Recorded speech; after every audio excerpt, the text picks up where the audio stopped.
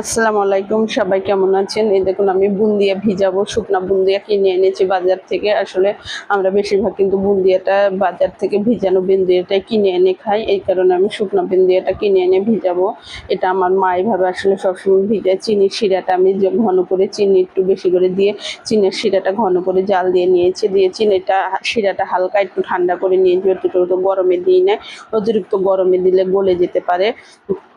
দিয়ে একটু পরে আমি দেখেন শিরাগুলোর মধ্যে বুন্দিয়াটা দিয়ে হালকা একটা চামচ আস্তে করে নেড়ে দিয়েছি। একটু পরে এটা কিন্তু সব রস শুষে নেবে। এই দেন 10-15 মিনিট পর আমার রসগুলো সব শুষে নিচ্ছে। আসলে বুন্দিয়াটা কিন্তু আমার কাছে এভাবে ভিজিয়ে খেতে ভালো লাগে। বুন্দিয়াটা অনেক মজা লাগে। আপনাদের কাছে কেমন লাগে আমি তো বলতে পারবো না। আপনারাও কিন্তু এভাবে কিনে এনে বাড়িতে এভাবে ভিজিয়ে নিয়ে খেতে পারেন। খেতে পারেন বাইরে থেকে, তাহলে কিন্তু আমাদের কিনে এনে খেতে হবে না। আমার এই ভিডিওটি ভালো লাগলে আমাকে একটা লাইক দিয়ে দিবেন। ধন্যবাদ সবাইকে।